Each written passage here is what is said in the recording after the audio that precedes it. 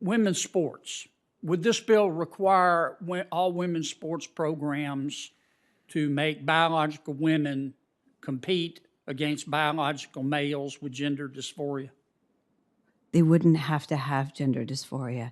Anyone who says they're a girl at any time under this bill, they don't have to be transgender identified. They don't have to have gender dysphoria. I'm getting there, okay?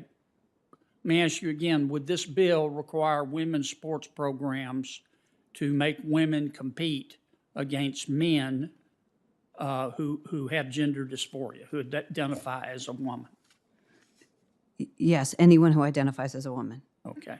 Would the man who identifies as a woman be required to take chemicals to block his masculinity? No. So he could just show up and say, "I want to compete. I'm a male, but I identify as a female." Yes, that's correct.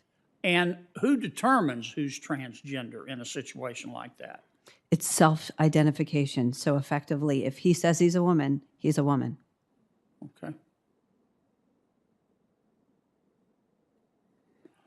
If I'm a parent of a transgender child,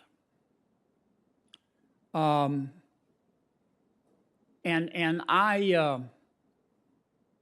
decline to have my child, a minor, take sex-changing hormones or chemicals or undergo sex change surgery, how would this bill impact my rights as a parent? I don't know how it necessarily will, but it would seem that it will make it harder for parents to exercise their own judgment whenever a child says they have gender dysphoria. It would be I think. Today's debate in Congress raised some of the most pressing questions about gender identity, parental rights, and the future of women's sports. Lawmakers pressed witnesses on a controversial bill that could reshape how schools, parents, and athletic programs navigate these issues. The exchanges grew tense as senators demanded clear answers to questions about biology, fairness, and freedom. The discussion opened with a pointed question. Would women's sports programs be required to allow biological males to compete against biological females? According to the bill's interpretation, yes, anyone who identifies as a woman, regardless of medical transition, hormone treatment, or even a formal diagnosis of gender dysphoria, would be eligible to participate in women's athletics. This sparked immediate concern about fairness and the impact on female athletes who could be forced to compete under dramatically different conditions. One of the most striking exchanges centered on self-identification. Lawmakers asked, who determines who is transgender in these cases? The answer was simple self-identification alone. If someone declares themselves a woman, under this bill, they would be considered a woman. That raised alarms over the lack of medical oversight, objective criteria, or safeguards against abuse of the system. The conversation then shifted toward parental rights. Lawmakers questioned how this bill might affect parents who refuse medical interventions such as puberty blockers or hormone therapy for their minor children. The response suggested that parents could face greater pressure and in some cases even risk losing custody if they declined to affirm their child's gender identity through medical means. For many parents watching, this struck a deep chord, raising questions about government intrusion into family decision-making.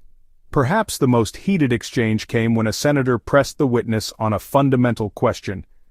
I think that there will be more danger of coming under pressure and the possibility of losing custody. Okay. Mr. David, let me ask you a question. How many sexes do you think there are? How many sexes? Mm-hmm. Well, there's a difference between sex and gender identity, if that's what you're getting at. No, I'm asking biological sexes. How many do you think there are?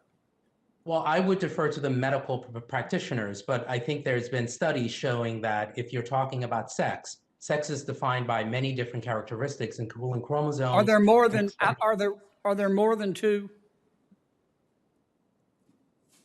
You could make that argument that there might be more than two. Are you making that argument? Individual. But are well, you? Senator, I can't ignore the fact that there are individuals who are intersex, and so I'm It just wouldn't trying be, to, there, it's not I'm running binary. out of time. Are there more than two sexes, in your opinion? It's not limited to two.